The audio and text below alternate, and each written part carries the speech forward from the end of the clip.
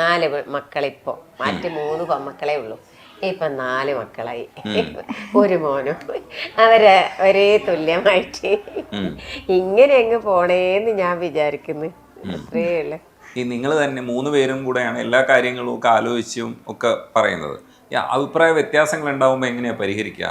ഉണ്ടാവൂല, ഒന്നും ഉണ്ടാവൂല, എങ്ങനെയും ഉണ്ടാവൂല. അത് ഞാൻ ഉണ്ടെങ്കിൽ തന്നെ അപ്പുറം ഇപ്പുറം എല്ലാം പറഞ്ഞ് ശരിയാക്കും. അമ്മ പിണങ്ങിയിട്ടേ ഇല്ല ഒരിക്കലും? ഇല്ല, അങ്ങനെ പിണക്കം കാര്യങ്ങളൊന്നും നമ്മള് ഇല്ല. എല്ലാം തമാശയായിട്ട് തന്നെ അങ്ങനെ പറയുക. ഉള്ളതൊക്കെ പറഞ്ഞങ്ങ് തീർക്കും, അടുക്കളയിൽ തന്നെ പറഞ്ഞു തീർക്കും. അത്രേ ഉള്ളൂ. പുറത്തേക്ക് പോകില്ല. കളിച്ച് ചിരിച്ചങ്ങ് പറയും, എല്ലാം അങ്ങ് പറയും ഒപ്പനായിട്ട്. അതുപോലെ തന്നെ അവരും അങ്ങനെ. പിന്നെ മക്കളാണെങ്കിൽ ഇപ്പൊ മക്കള് അതിനപ്പുറം എന്നാ വേണ്ടേ ഇവളാന്ന് വിചാരിച്ചിട്ട് അവരും ഇപ്പൊ നാളെ വരുന്നുണ്ട്. മക്കള് ഇത്രയും ദിവസം നിൽക്കാൻ കഴിയാത്തോണ്ട് നാളെ വരുന്നുണ്ട് ഇങ്ങോട്ട്. പക്ഷെ ഈ കർണാടകക്കാരി വരുമ്പോ നമ്മുടെ ഫുഡ് സ്റ്റൈൽ ഒന്നും അറിഞ്ഞൂടല്ലോ, അതൊക്കെ പഠിച്ചെടുത്തു പെട്ടെന്ന്. ഭക്ഷണ രീതിയെല്ലാം അവക്ക് വീട്ടിൽ വന്നിട്ട് ഒരുപാട് മാറ്റങ്ങളൊന്നും ഉണ്ടായിട്ടില്ല. കുറച്ചെല്ലാം ചെറിയ ഭാഗം ഉണ്ടായിരുന്നു. അതെല്ലാം ഞാൻ ഉണ്ടാക്കുന്നതെല്ലാം ഓരോ പ്രാവശ്യം കണ്ട് ഓളെല്ലാം മനസ്സിലാക്കി. എന്റെ സ്റ്റൈലെല്ലാം അമ്മ ഇങ്ങനെ നോക്കൂ, പക്ഷെ അമ്മക്ക് അത് ആക്കാൻ കിട്ടൂല. ഞാൻ വെച്ചാൽ കർണാടക സ്റ്റൈലില് കുറെ എരിവും സ്പൈസി ആയിട്ടാണ് ആക്കുക. അപ്പൊ അതൊന്നും അമ്മക്ക് അറിയില്ല. പക്ഷെ നമുക്ക് ഇഷ്ടമാണ്, ഞാൻ ആക്കി കൊടുക്കുന്നതെല്ലാം നമുക്ക് കഴിക്കാൻ ഇഷ്ടമാണ്. കൊറേ ഭക്ഷണം അതുപോലെ അമ്മ ആദ്യമല്ല ഒരു പിന്നെ കഴിച്ചാകുമ്പോ അമ്മക്ക് പിന്നെ അമ്മ ഇങ്ങോട്ട് പറയാൻ തുടങ്ങി, അത് അങ്ങനെ ആക്കോ അത് ഇങ്ങനെ ആക്കോ വെച്ചിട്ട്. ഭയങ്കര രസമുള്ള ചിരിയാണ് നിങ്ങൾക്ക്, നിങ്ങളുടെ ട്രേഡ് മാർക്കാണ് ഈ പല്ല് കാട്ടിയുള്ള ചിരി എന്ന് പറയുന്നത്. എല്ലാവർക്കും ഭയങ്കര ഇഷ്ടമാണ് ഈ ഇന്നസെൻസ്. പല്ല് കാണിച്ച് ചിരിക്കലില്ലേനു ആദ്യമല്ല, ഞാൻ മടിയാന്ന്. അങ്ങനെ ആള് ഇങ്ങനെ സ്കൂളിലെല്ലാം പഠിക്കുന്ന സമയത്ത് ചങ്ങായിമാരെല്ലാം ഇങ്ങനെ കളിയാക്കും പല്ല് മുന്നിലായതുകൊണ്ട്. അതുകൊണ്ട് ഞാൻ ഏടി പുറത്തിറങ്ങുമ്പോ ഇങ്ങനെ പല്ല് പൂട്ടിയിട്ടാണ് ചിരിക്കല്. പക്ഷേ ബിജുവാട്ടനാന്ന് പെണ്ണ് കാണാൻ വന്ന പിന്നെ ഞാൻ അറിയാണ്ട് ഇങ്ങനെ പല്ല് വിട്ട് ചിരിച്ചു പോയി. ബിജുവാട്ടൻ അന്ന് പറഞ്ഞു, ഇങ്ങനെ പല്ല് വിട്ട് ചിരിച്ചതാന്ന് എനിക്ക് ഇഷ്ടപ്പെട്ടിന്, അതിലാന്ന് ഞാൻ വീണതെന്ന് പറഞ്ഞു. അപ്പൊ അതിന് ശേഷം വിജയോട് പറഞ്ഞു, നീ അങ്ങനെ ചിരിക്ക്, അതാ രസം. ഞാന് ഉറപ്പിക്കുന്നതിന് മുന്നേ ആയിട്ട് ഞാനും കൂടെ മോന്റെ കൂടെ പോയി. മോനെ എനക്ക് എന്തായാലും ഒന്ന് കാണണം മോനെ, എന്നെ കൂട്ടിക്കൊണ്ട് പോകണം എന്ന് പറഞ്ഞു.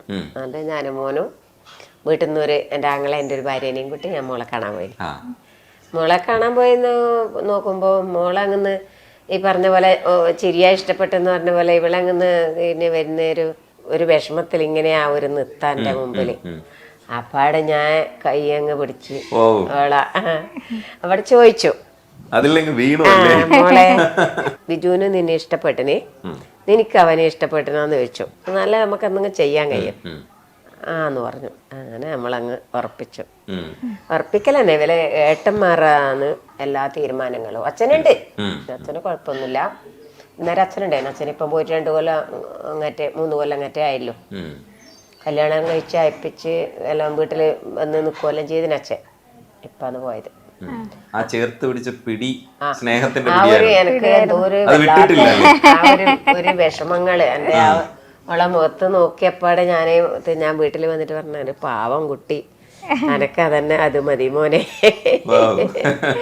എന്ന് പറഞ്ഞ് അങ്ങനെ കുറച്ച് സമയം പിന്നെ നമ്മളെ അടുത്തിരുന്ന്. പിന്നെ ഇവളാക്കാട്ടിയും ആങ്ങളമാരെക്കാട്ടിയും എല്ലാരെക്കാട്ടിയും ആ ഉള്ള സ്വഭാവം. ഞങ്ങളിപ്പോൾ ഏടത്തി അനിയത്തി, ഞാൻ ഏടത്തി അല്ലെങ്കിൽ 100 ഏടത്തി ഞാൻ അനിയത്തി, അങ്ങനെയുള്ള ഭാവത്തിലാണ് നമ്മളിപ്പോൾ നടക്കുന്നത്.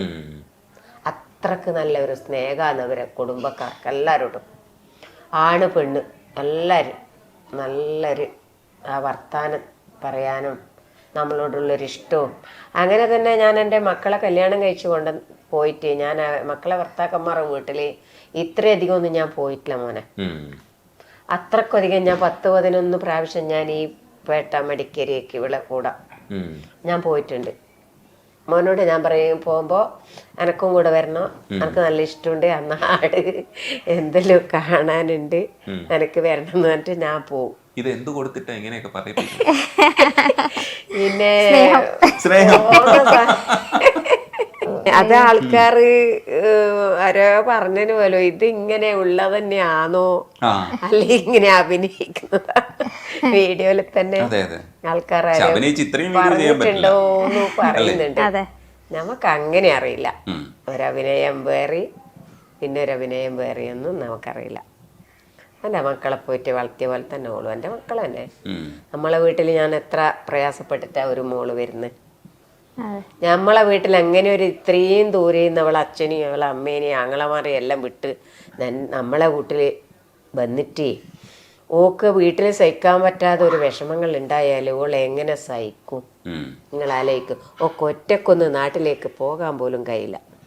ഇപ്പം നമ്മളെ വീട്ടിൽ സുഖം ഇല്ലെങ്കിൽ നമ്മളെ വീട്ടിൽ ഭക്ഷണ കാര്യങ്ങളും വസ്ത്രങ്ങളും മറ്റൊന്നും ഇല്ലെങ്കിലും നമ്മളെ സ്നേഹങ്ങളും കൊടുത്തിട്ടില്ലെങ്കിൽ ഓക്ക് നമ്മളടുക്ക ജീവിക്കാൻ കഴിയാ. അങ്ങനെയാണ് അങ്ങനെ തനി തങ്കം തന്നെ കൊടുത്തു നമ്മൾ.